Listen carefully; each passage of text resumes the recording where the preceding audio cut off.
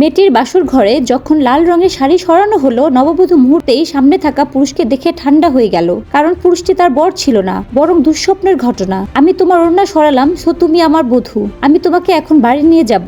যদিও কঠোর চেষ্টা করছিল, ওই সময় শুধু অন্য কথা ভেবে মন হারাচ্ছিল। কিন্তু সে যখন দরজা দিয়ে বের হলো, বর ঠিকই তাকে আটকে ধরলো দরজার সামনে। উদ্ধার করার জন্য সরাসরি তলোয়ার তুলে আক্রমণ করলো, কিন্তু কোনো আঘাত না করেই ঘূর্ণিঝড়ের মতো আঘাত পুড়িয়ে দিল। আবার পাল্টা আঘাত করলো, প্রায় অর্ধমৃত অবস্থায় চলে গেল। তার শক্তি তুলনাহীন। কিভাবে ইতিমধ্যে আহত তার প্রতিদ্বন্দ্বী হতে পারে? কয়েকটি ঘুষি দিয়ে আবার আঘাতে পরিণত হলো। জীবন বাঁচানোর জন্য মানুষটি রাজি হলো এর সঙ্গে ঘুরে যাওয়ার। অপ্রত্যাশিত ভাবে এতে রাগ বাড়িয়ে দিল। শেষ মুহূর্তে সে হত্যা করতে যাচ্ছিল, কিন্তু সময় মতো মাস্টার তাকে থামালো। লোকটি ছাড়া না পেয়ে আতঙ্কে পালালো। প্রিয়জনকে এই বিপদ দেখে সে টেনে নিয়ে যাওয়া দেখলো, আর কিছু ভাবলো না। সে একা পাহাড়ে ঢুকে প্রতিশোধ নেওয়ার চেষ্টা করলো। ফলস্বরূপ এক লড়াইয়ের পথে ঘাড়ে ছুরি মেরে আঘাত করলো। তুমি শেষ পর্যন্ত এলে। কিন্তু আনন্দিত হওয়ার আগেই সে পায়ের নিচে থাকিয়ে তাবিজ আঁকড়ে ধরে হাত ব্যবহার করে একই জায়গায় টেনে ধরলো। সিদ্ধান্ত নিল লোকটিকে ছেড়ে দিতে। এই সময় তার দীর্ঘ চাবুক বের করলো। ক্রমাগত আক্রমণের মুখে জীবন বাজি রাখলেও প্রতিশোধ নেবার দৃঢ় পরিকল্পনা করলো। শেষ পর্যন্ত